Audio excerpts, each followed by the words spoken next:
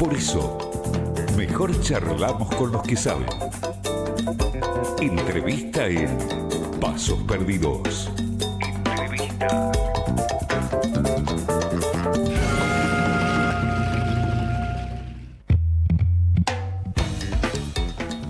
Cuando son las 9:36 y la temperatura es de 20 grados 8 décimas, recordamos que al principio del programa, entre los temas del día, mencionábamos lo que está sucediendo en Ecuador.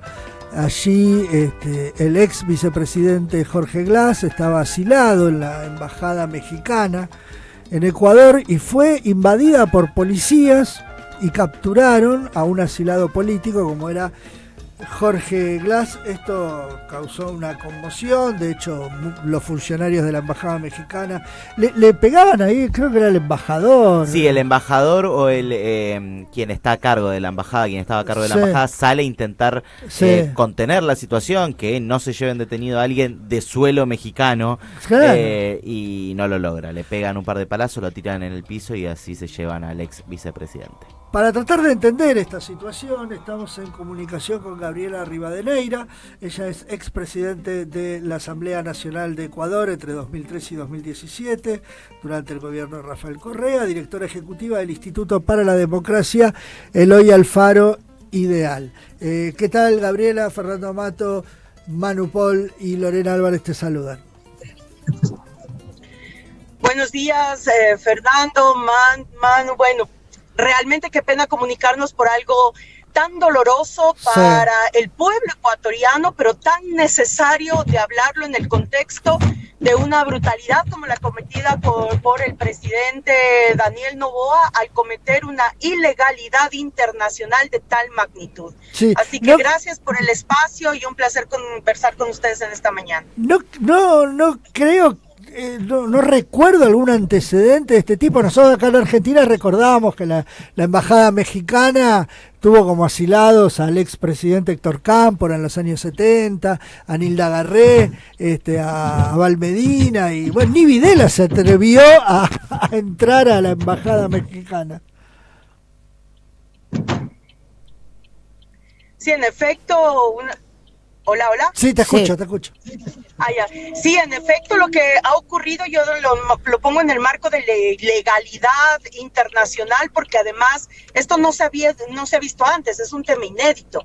Y en un tema inédito, además, porque se irrumpe dos normativas. La primera, justamente el acuerdo de Viena en el tema de la inviolabilidad de territorio extranjero, que son las representaciones diplomáticas en cada país, pero además la normativa de protección del asilo político como derecho humano reconocido también en el Tratado Internacional de Asilo Político. Es decir, hay dos normativas internacionales con una ruptura y una violación en este momento por parte del gobierno ecuatoriano, que ya ha sido anunciado en más por parte del gobierno mexicano, que será muy enfático en poner una denuncia, no solo en la Corte Interamericana de Justicia, donde van a acudir de manera inmediata, sino en todos los organismos internacionales, para que este caso sea analizado y que no se deje este precedente como una posibilidad abierta en ningún momento de la historia, considerando exactamente que en ningún momento, incluso en dictaduras, un hecho como este se ha suscitado. Así que el tema es preocupante porque además la economía ecuatoriana es una economía sumamente dependiente y tiene muchas relaciones económicas con México. México tiene mucha inversión privada en Ecuador. Ahí hay un conflicto que realmente preocupa en este momento, porque además Ecuador está pasando una crisis muy fuerte, una crisis de seguridad, carcelaria, económica, de salud. Es decir, estamos en un punto muy complejo en el que la peor medida que pudo haber tomado el gobierno del presidente Noboa es enredarse en un lío diplomático tan fuerte que está siendo repudiado a nivel mundial. El 84% del mundo ha rechazado y sigue rechazando permanentemente este acto, tanto así que hoy mismo Xiomara Castro, presidenta pro tempore de la CELAC, ha convocado una reunión urgente de la CELAC para analizar el tema y tomar medidas, así como el propio gobierno de los Estados Unidos y hasta el de Milei. Pongo en esa consideración porque digo, es tan brutal lo que se ha realizado que ha sido la única acción que ha logrado consolidar o conciliar de todas las tendencias y todos los ejercicios de gobierno del mundo un rechazo a lo ejercido por el gobierno de Daniel Noboa. Y teniendo en cuenta todo esto que vos nos estás contando, me imagino la repercusión que habrá tenido, que está teniendo en Ecuador, ¿cuál pensás que es el objetivo del gobierno de Daniel Noboa de provocar esta situación que seguramente va a generar repudio y le va a complicar las relaciones con otros países? Mira, no se puede entender de otra manera el contexto que estamos viviendo sin que atraviese un proceso electoral.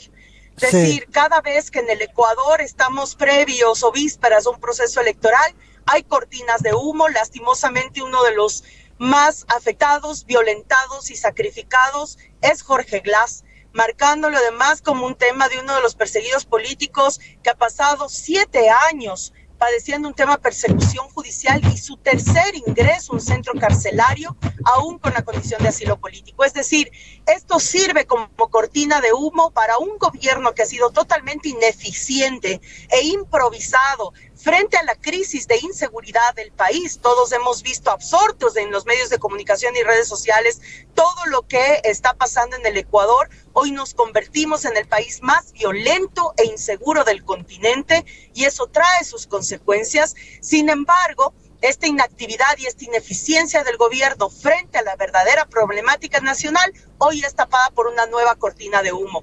Tanto así que uno de los medios de comunicación corporativistas más influyentes del Ecuador, ayer la noticia era que el correísmo causaba nuevamente una ruptura diplomática, es decir, nuevamente querer utilizar este hecho para golpear una tendencia política y afectar este proceso democrático, como ya se lo vio incluso en el último proceso electoral. Y lo digo porque el 21 de abril, ahora mismo, el pueblo ecuatoriano está llamado a votar en las urnas. Recordemos que en Ecuador el voto es obligatorio y está convocado a votar en las urnas para una consulta popular convocada por Daniel Noboa sobre temas de seguridad y sobre 2 preguntas que además llaman mucho la atención, que también han sido muy bien ocultadas dentro del marketing del gobierno, que es el retorno del Ecuador al CIADI. O sea, mientras todos los países del mundo salen del CIADI, de este espacio de acuerdos y de tratamiento de las denuncias internacionales por haber demostrado que es totalmente a favor de las transnacionales y en contra de los estados, el Ecuador ahora quiere volver a la CIADI. Y segundo, el tema de la tercerización y flexibilización laboral, cuando en Ecuador ha sido uno de los países con más avances en temas de protección laboral. Entonces, el 21 de abril vamos a tener este hecho electoral que lo que hace es legitimar una participación política de Noboa previo a las elecciones presidenciales, donde él anunció que será candidato para febrero del 2025. Gabriela, ¿cómo estás? Manuel te saluda. Quería preguntarte específicamente por Jorge, primero por el ex vicepresidente ecuatoriano, cuál es su condición en este momento, cómo se encuentra y si tienen contacto directo con él. Bueno, te comentamos que Jorge fue secuestrado esa noche en la embajada, lo llevaron a un centro de detención en Quito. Al día siguiente, muy temprano, lo trasladaron a Guayaquil y él se encuentra en este momento en la prisión de La Roca en Guayaquil, y de manera inmediata pues tuvo incomunicación. Ahora el único que ha tenido comunicación con él es su abogado, el mismo que ya ha presentado una solicitud de habeas corpus a la justicia ecuatoriano, pero es agravante porque La Roca es el centro de reclusión más violento que tiene el Ecuador también y que ha tenido varios episodios en los últimos años de amotinamientos y de ejecuciones al interior del centro carcelario, sobre todo porque ahí se encuentran varios de los líderes y dirigentes de las mafias del crimen organizado del Ecuador. ¿Temen por la salud del ex vicepresidente? Estamos muy preocupados, se teme por la vida. La salud ha sido altamente afectada, pero la vida de Jorge Glass está en riesgo, está en juego, y lo que hemos responsabilizado de manera pública y lo estamos haciendo a nivel de los organismos internacionales es responsabilizar de la vida de Jorge Glass al gobierno de Daniel Noboa. Gabriela, ¿y cómo pega en lo personal? Porque recuerdo, para quienes nos están escuchando y quizás no lo saben, vos estuviste, no sé si seguís estando exiliada en México, estuviste un tiempo allá en territorio mexicano. ¿Cómo afecta en lo personal después de ya más de 5 años de lo que fue el proceso de Lenín Moreno a esta parte?